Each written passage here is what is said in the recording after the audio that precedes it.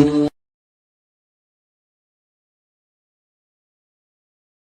اللہ الرحمن الرحیم۔ عزیز دوستو اور ساتھیوں، اللہ تبارک و تعالی کی محبت کے تعلق سے ایک حدیث بیان کی جاتی ہے جس کو ہم نے کئی بار مقررین کرام کی زبان سے، اپنی مسجدوں میں ساتھیوں کی زبان سے، اور ہم نے خود بھی یہ کہا ہے۔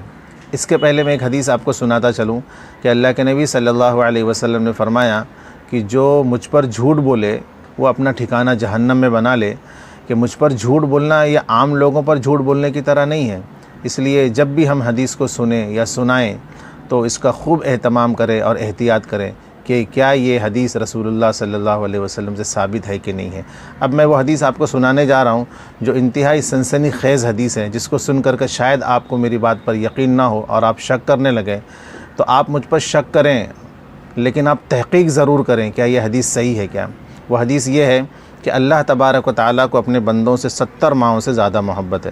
اللہ تعالیٰ کی شفقت اور رحمت بیان کرتے ہوئے عموماً یہ بات بطور حدیث کے بیان کی جاتی ہے کہ اللہ تعالیٰ اپنے بندوں سے 70 ماہوں سے زیادہ محبت کرتے ہیں، اور آپ نے سنا ہوگا اور آپ نے خود بھی کہا ہوگا۔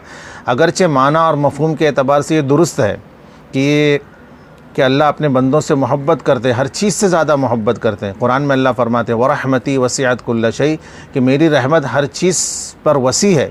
لیکن کیا یہ حدیث ان الفاظ کے ساتھ میں درست ہے، صحیح ہے؟ تو یہ حدیث ان الفاظ کے ساتھ میں درست اور صحیح نہیں ہے، باطل ہے۔ لہٰذا ان الفاظ کے ساتھ میں اس حدیث کو بیان کرنا کہ اللہ اپنے بندوں سے 70 ماہوں سے زیادہ محبت کرتے ہیں، یہ غلط اور باطل ہے۔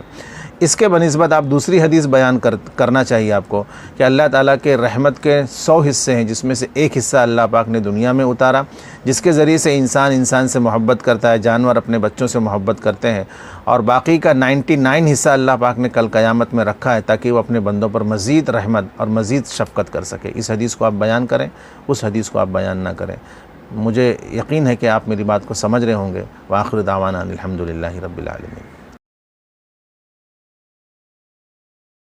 فاسألوا أهل الذكر إن كنتم لا تعلمون